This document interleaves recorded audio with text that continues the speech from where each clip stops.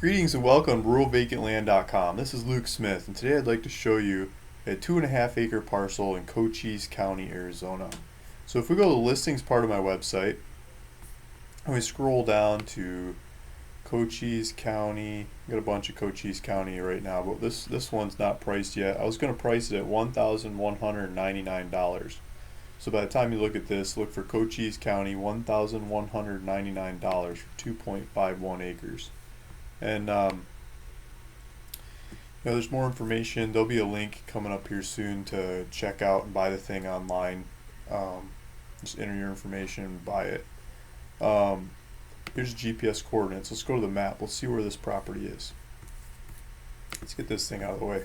So let's zoom out first and then see where we are and then zoom back in.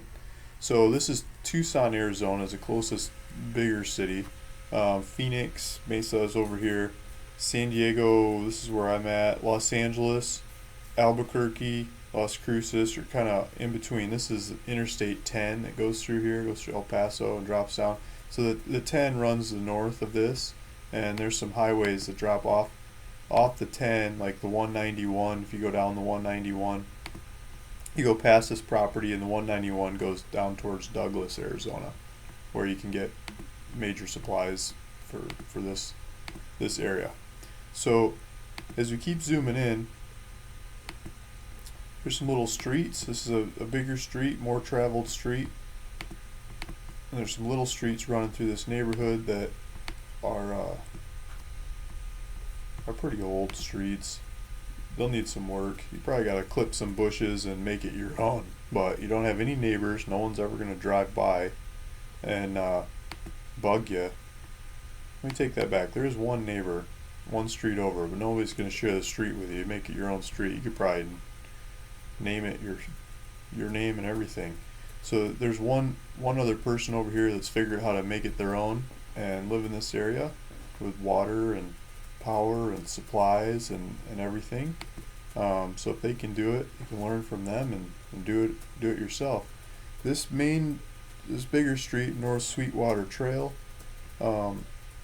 goes around this mountain here. That looks like the main access. You can drive in one of these from there, or maybe from the north. There's some cattle operations off to the northeast. Not a house, just fences and corrals and stuff.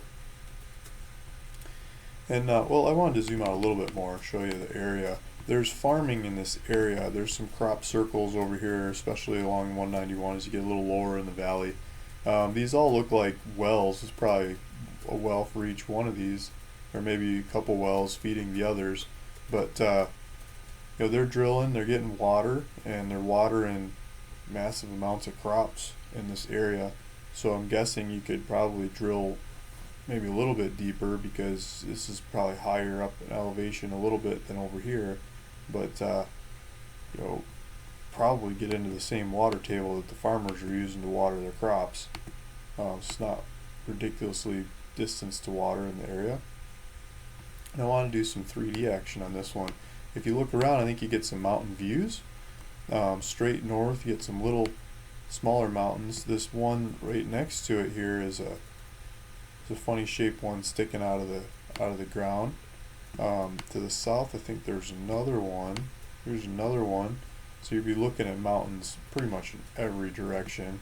You can look straight south down towards the Mexican border would be off in this distance.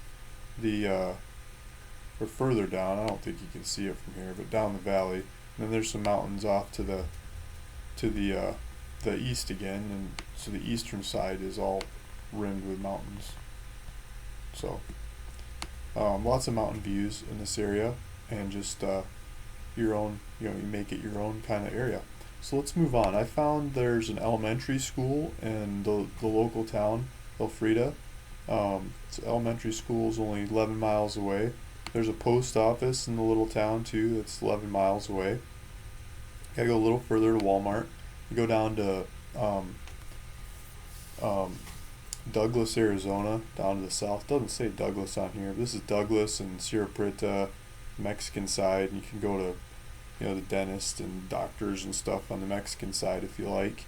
But the American side's got Walmarts and supplies, groceries, and if you want to get your tires changed for your car or stuff, all that kind of stuff you can get in Douglas, which is 38 miles away.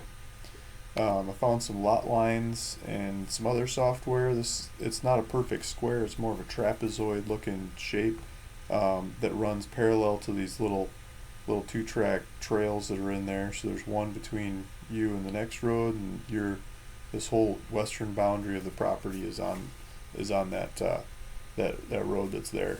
Or the road needs some tender love and care to make it your own road, but it's the road is set and it's there. You can drive it. It looks like this guy fixed up the road going this way and not that way.